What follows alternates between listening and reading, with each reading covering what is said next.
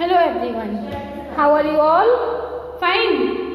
कैसे आप सब? ठीक है बेटा। कल हम लोग चित्रकारी की कक्षा कंप्लीट कर चुके हैं ना। तो आज हमारा नया चैप्टर शुरू होता है, नया पार्ट शुरू होता है, पार्ट 6। कौन सा है पार्ट? वी की मात्रा। पार्ट 6 में क्या दिया है? वी की मात्रा। सबसे पहले पाठ्य पुस्तक वाली बुक भी ओपन कर लीजिए, निकाल लीजिए, उसके साथ साथ वीडियो देखिए और पढ़िए, समझिए। पार्ट 6 में आपने क्या दिया है? री की मात्रा। री की मात्रा वाले शब्द भी और वाक्य भी, और उसको दिया है यहाँ पे कि आओ गाएं। ठीक है, ये थोड़ा सा आपके लिए हार्ड होता है, इसलिए इसको लास्ट में रखा है। चलिए पढ़ते हैं। न में कौन सी मात्रा है? न में कौन सी मात्रा है? री। न में री की मात्रा री। क्या हो गया? री। का। क में आ की मात्रा का। नृप का। ग में फिर कौन सी मात्रा आ गई जो आज क्या पढ़ रहे हैं? गी। ग में री की मात्रा ग्री ह। गृह। नृप का गृह। ब ह में छोटा मात्रा हु ट। बहुत बड़ा। ब में र में मात्रा डा बड़ा। नृप का गृह बहुत बड़ा।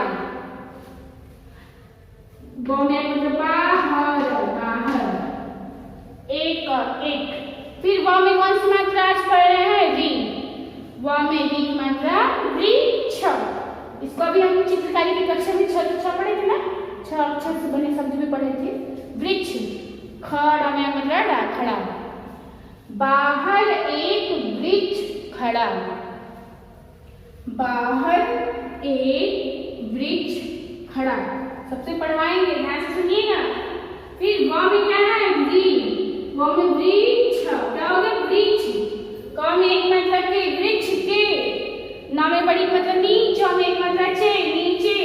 वृक्ष के नीचे मृग खड़ा।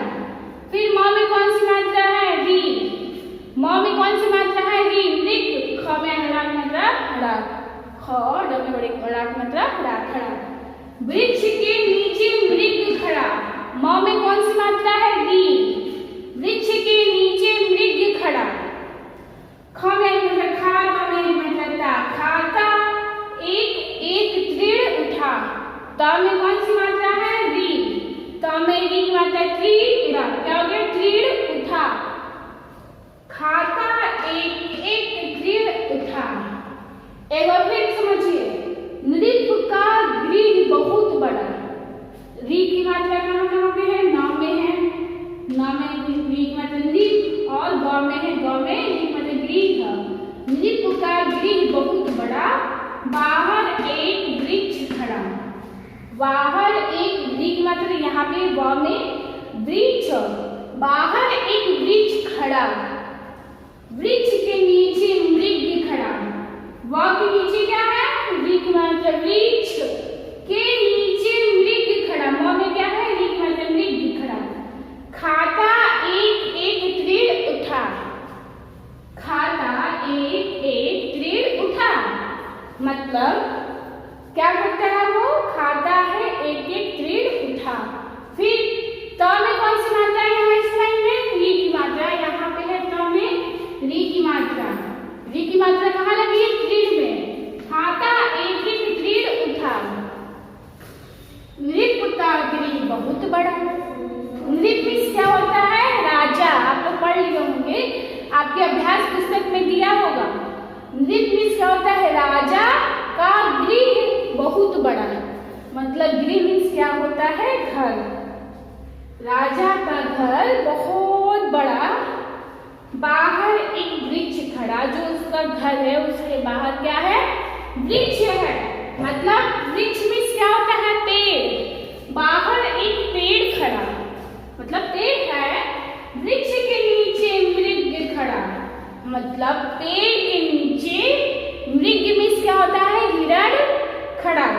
वृक्ष के नीचे एक मृग खड़ा। वृक्ष के नीचे मृग खड़ा मतलब बाहर क्या है?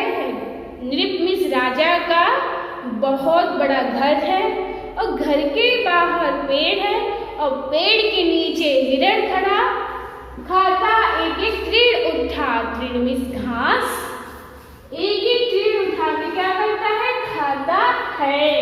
कौन, हिरण। कहाँ पे है वो, वृक्ष के नीचे। अब वृक्ष कहाँ खड़ा है, बाहर एक वृक्ष खड़ा, घर के बाहर एक पेड़ खड़ा, नृप का गृह बहुत बड़ा। समझ गए। अब इसको दिया है यहाँ पे कि आओ गाएं। आपको ये पढ़ना तो आ गया होगा, री की मात्रा वाले शब्द से बने वाक्य आए शब्द, तो यहाँ दिया कि आओ गाएं। चलिए इसको गा के करते हैं। नृप का गृह बहुत बड़ा, बाहर एक वृक्ष खड़ा, वृक्ष के नीचे मृग खड़ा, खाता एक एक तृण उठा। समझ गए। नृप का गृह बहुत बड़ा, बाहर एक वृक्ष खड़ा, वृक्ष के नीचे मृग खड़ा, खाता एक एक तृण उठा। नृप का गृह बहुत बड़ा, बाहर एक वृक्ष खड़ा, वृक्ष के नीचे मृग खड़ा, खाता एक एक तृण उठा। इसको हम गा के भी पढ़ लिए हैं।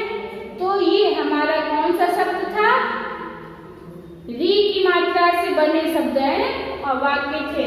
कौन सी मात्रा आज हम पढ़े हैं, री की मात्रा। ये आपका क्लास वर्क है, इसको पढ़ना है, समझना है कि इसका अर्थ क्या होता है। जैसे गृह मीन्स, नृप मीन्स, वृक्ष मीन्स, तृण मीन्स, मृग मीन्स।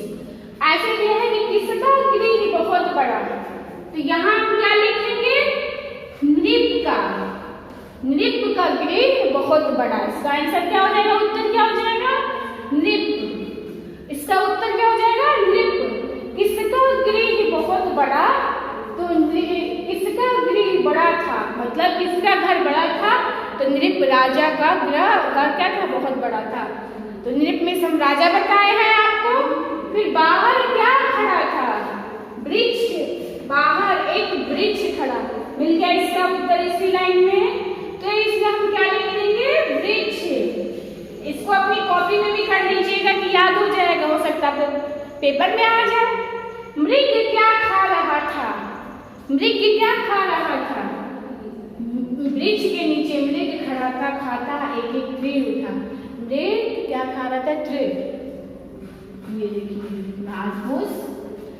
म में कौन सी मात्रा लगी है, ग में कौन सी मात्रा है, व में कौन सी मात्रा है, अक्षरों में किस मात्रा की आवाज है, मतलब मृ, घृ, वृ। मृ, री आ रही है ना, किस मात्रा की आवाज आ रही है, री की मात्रा की। मृ, घृ, वृ। अक्षरों में किस मात्रा की आवाज आ रही है, यहाँ उत्तर क्या लिखेंगे हम, री की मात्रा की आवाज आ रही है। किस मात्रा की आवाज आ रही है, री मात्रा की आवाज आ रही है। समझे, ठीक है। ये आपको होमवर्क में करना है, और होमवर्क में आपको एक और चीज करना है। ये आपका सबका कंप्लीट हो चुका है। अभ्यास पुस्तक में पेज नंबर 24 पे, इसको बस अपने अभ्यास पुस्तक में करना। उसके नीचे लाइन दिया हुआ, उसमें इसको देख के दिए गए शब्दों को पढ़ते हुए लिखना है। ठीक है, इसको बस लिख देना है। अभ्यास पुस्तक में आपका होमवर्क रहेगा, और ये होमवर्क रहेगा क्लास वर्क में। इसको आपको क्या करना है, पढ़ना है। Okay, thank you, have a nice day.